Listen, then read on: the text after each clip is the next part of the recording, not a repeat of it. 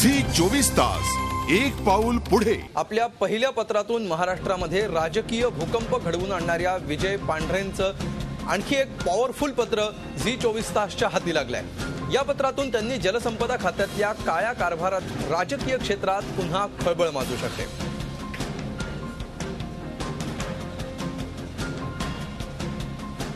आणि आपण बघूयात या पत्रामध्ये पांढरेंनी काय मांडलंय।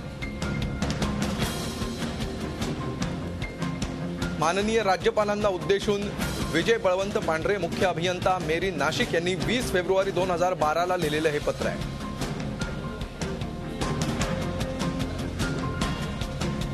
महाराष्ट्रातील 5ही पाटबंधारे महामंडळाच्या सर्व अंदाजपत्रकांची प्रामाणिक तज्ञ तांत्रिक समितीमार्फत सखोल चौकशी होण्याबाबत असा या पत्राचा विषय आहे।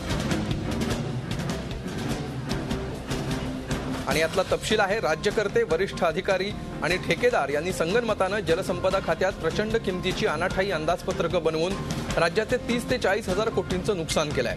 जवळजवळ सर्व अंदाजपत्रकं चुकीच्या पद्धतीनं 25 ते 35% वाढवण्यात आली आहे।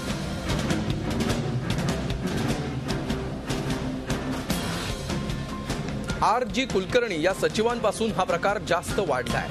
सहकार क्षेत्रातल्या हजारो उपसा सिंचन योजना तसंच IDCOM मार्फत बांधलेल्या अपयशी 227 मोठ्या उपसा सिंचन योजनाही पूर्णपणे अपयशी ठरलेल्या असतानाही राज्यात 14-15 लाख HPच्या 180 उपसा योजना हातात घेणं चूक आहे।